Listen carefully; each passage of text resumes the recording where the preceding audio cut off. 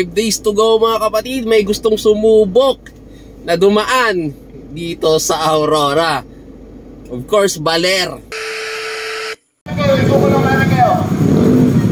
Dapat maging lang ang mga isisipan tayo. Kapag sinabi na yung bawal. Huwag niyo po kami gawin masama tayo, ha? Nakikiusap po kami na maayos sa inyo. Pakisamaan po tayo. Last warning. Kapag may pumasok pa dito sa area namin, uhulihin po namin. Sabi, 5 days to go mga kapatid, may gustong sumubok na dumaan dito sa Aurora. Of course, Baler. Suggestion lang mga idolo, may oras pa kayo. Okay?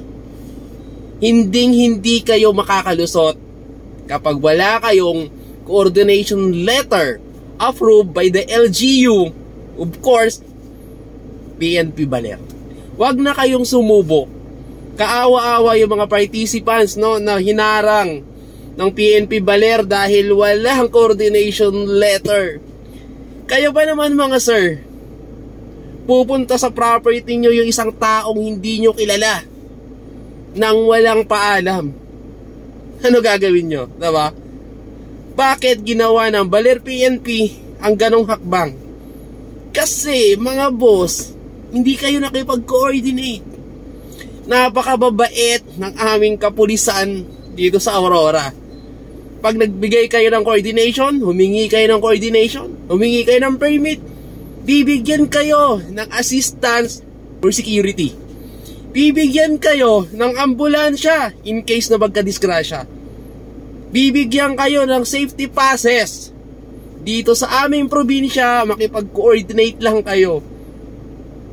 Tapos, nagagalit pa yung iba.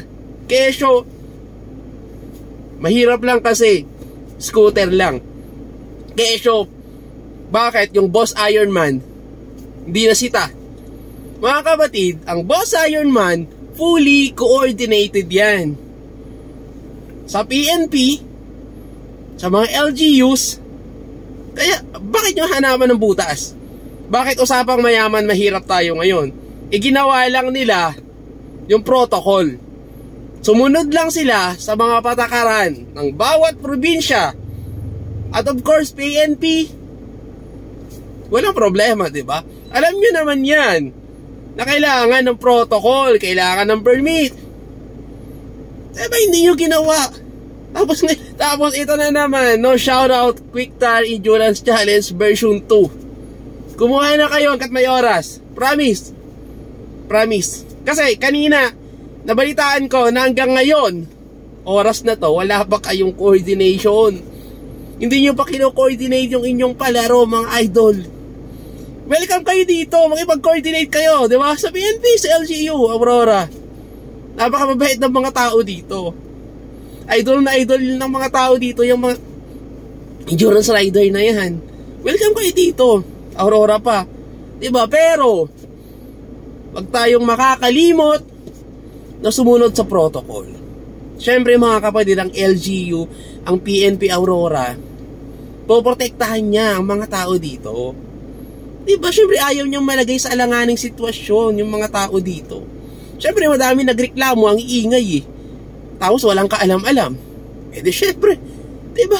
Papatigilin talaga kayo. Ano gagawin namin? Ano gagawin ng pulis? Ano gagawin ng LGU?